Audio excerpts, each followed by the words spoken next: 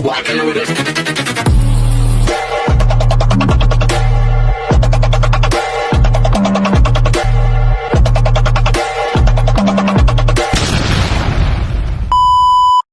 Hello everyone! This is your Mama Sam dito sa Sam Sam TV. Kamusta naman kayo mga amigo, amiga, kumare at kumpare? Sana lahat kayo ay okay at safe ngayong araw na to. Syempre ko ako naman ang tatanungin nyo. Nakikita naman ninyo ang Mama Sam ninyo. Fresh pa rin, di ba? Maganda kasi ako. Charot. So yun. So marami tayong ginawa ngayon. Nagtrabaho tayo ng bonggang-bongga. Tapos ayan, masama yung pakiramdam natin. Hindi ko alam.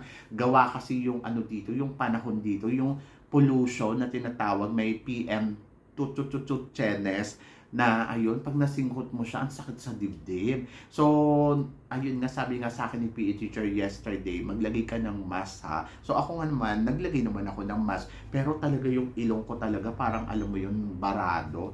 So, binombahan ko nga kanina ng tubig, at yun, medyo lumuwang-luwang ang ating hininga. O, di ba? So, ang sakit sa dibdib. Bumili nga ako ng gamot sa ubo. And then, ayun, tuloy pa rin ang laban ng buhay. Kasi syempre, bukas ay Friday na. May sports fest doon sa school namin. Syempre, marami akong makikitang mga kagwapuhan ng mga teacher na mula sa iba't ibang klase ng school, di ba? So, yun yung exciting doon. Tapos, makikita mo, naka-short lang kasi nga, tawag dito, sports day nga namin. So, masaya yan. O, di ba? Alam niyo naman ako, kapag may mga lalaki, sumasaya ang buhay ko. Charot! So, yun, libangan lang natin yon. Kumbaga, parang, doon lang tayo na ini-enjoy lang natin. Kasi naman yung parang, alam mo yung pinis-pinisan ka dyan. O, di ba? Mas maganda na yung paminsan-minsan, may landi ka sa katawan mo. At ito nga, so kanina na yung nagtatanong sa akin, na pag-usapan namin ng co-teacher ko, sabi niya ano daw ang masasabi ko doon kay Donald Trump. Sabi ko na-explain ko na yan sa vlogs ko eh. Pero ayun, ako naman, sang-ayon naman ako doon sa sinabi ni Donald Trump na ang gender dapat kilalanin lang sa dalawang uri, babae at lalaki. At totoo naman yun. No offense naman doon sa mga ibang mga diversity gender, yung ganon, o yung inclusivity, di ba, na tinatawag. So, no offense, pero kung hindi naman makaka-apekto mismo doon sa ginagawa nilang trabaho or para kumita nga ng pera, walang problema. Pero kung makaka-apekto, ibang usapan yun. Bully na ang tawag doon, di ba? Discrimination na parang wag namang ganon na tatanggalin nyo sa trabaho dahil isa siyang gay. Siguro doon lang na ayusin lang yung document na lalo na pag nag-fill up sila ng form, kung lalaki, kung babae, bading man o tomboy, dapat ilagay dyan kung ano yung tama. Diba? So, yon para bongga. Tapos sabi nga ganon, si Kun An, kamusta naman? Paano yon? Si Kun An, hindi ko alam kung nagpalit na siya ng birth certificate. So, yun. So, dapat terminate na rin siya. Charot. Hindi ko alam about Kun An. Pero ang alam ko kay Kun An ay isa na siyang ganap na babae. Oo, hindi na yata siya lalaki. Ganon. Ako, wala naman akong against dyan sa mga kung gusto talaga nila maging babae. Kasi ako, pusong babae din naman ako. Ewan ko, hindi ko alam. Ako kasi, bilang tao, alam ko na ang gender ko ay lalaki. Pero alam ko yung puso ko ay gay. Ganon. Hindi naman kailangan maging complicated yan. At huwag natin ipilit yung sarili natin. Halimbawa, ako, may nagugustuhan akong lalaki. Hindi ko na siya ipipilit doon sa sa lalaking yon kung hindi naman niya ako gusto. Pero kung gusto niya ako at kaya niya akong mahalin, why not? Diba? Yung tipong ipaglalaban ka niya. Pero yung alam mo na parang dihado ka, talo ka, magagamit ka lang, wag na. Kanya na yung nota niya. Ganon. So, dapat maging strong din tayo sa mga ganyan. Hindi porket na parang ay go lang ng go. So, ayoko ng ganon. Mas mahal ko kasi ang sarili ko. So, parang feeling ko, dapat bigyan nating halaga yung sarili natin. Ganon. So, punta na tayo dito sa usapang Miss Universe. Sabing ganon, bakit daw yung Thailand ay nagpe-penetrate na sila sa top 5? Ano daw ba ang nagiging problema sa Pilipinas? Bakit hindi tayo makatungtong sa top 5 sa 2 taon na magkasunod? Yung una, sabing gano'n, nadaya daw si Michelle D. Kasi nga, yung galing ni Michelle D, talaga namang masasabi ko naman, ako ha, performance ni Michelle D, sobrang winner para sa akin. Talagang, kasi alam kasi natin yung kalibre ni Michelle D na mahinhin-hinhin, mahina ang caliber, pero yung sa Miss Universe talagang iba, pinag-aralan niya to at ginawa niya yung best niya. Hindi ganun kabongga yung pasarela ni Michelle D ha, pero yung ipinakita ni Michelle D yung pasarela niya dito sa sa Miss Universe, ay, sabi ko sa iyo, naloka ako. Sabi ko talagang, oh my gosh, Michelle D, iba ka. Plus nung determination niya talaga, no? Yung sinamahan niya talaga ng puso yung laban niya.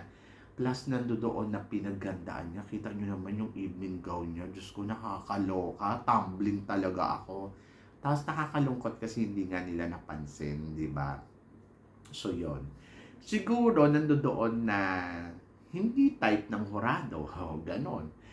Or sinasabi nila na kasi daw si Kunan daw hinarang daw para daw hindi daw makarating ng top 5. Ako hindi naman ako naniniwala diyan.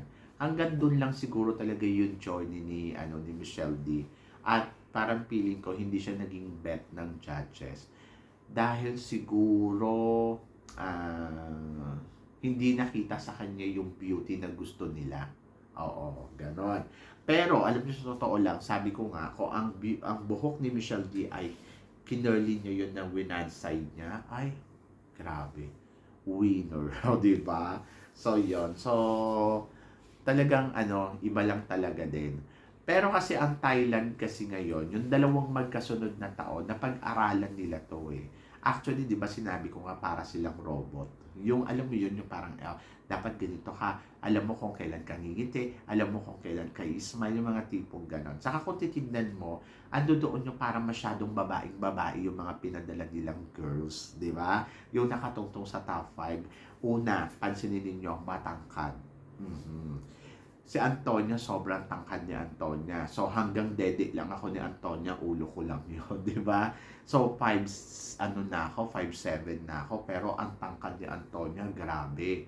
Talagang, my gosh. So, dapat matangkad na kandidata ang ipadala natin sa Miss Universe. Dapat matangkad na kandidata ang ipadala natin sa Miss Universe.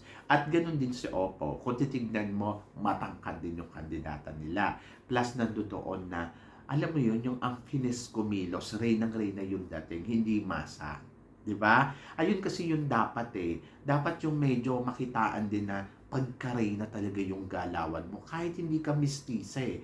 Kahit sabihin pa natin na black beauty ka o dapat ang beauty mo ay morena, yung mga ganon, papalo at papalo ka makakarating kasi it's not about the color, it's about your performance, the way kung paano ka kumilos, paano ka manamit, paano ka gumalaw. At syempre yung styling, napaka-importante ng styling talaga ng bawat kandidata na lumalahok dito. Yung nanalo si Miss Denmark, nakita ba natin yung styling niya?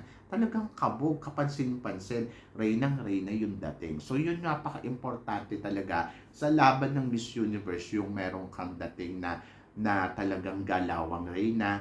Tapos pangalawa, yung mga styling mo, hindi basta-basta. Plus nandoon, nakikitaan ka ng iba't ibang klase ng itsura. Hindi yung iisa lang looks ang nakikita sa'yo. So, dapat talaga yung bawat lalabas ka, makikita sa'yo na sophisticated yung dating mo, di ba? So, yun ang naging advantage ng Thailand laban sa Pilipinas. Kasi tayo parang, ewan ko kung ano ba, saan ba tayo papunta eh. So, sabi ko nga, nahihirapan tayong manalo ng corona dahil hindi tayo yung hinahanap sa Miss Universe.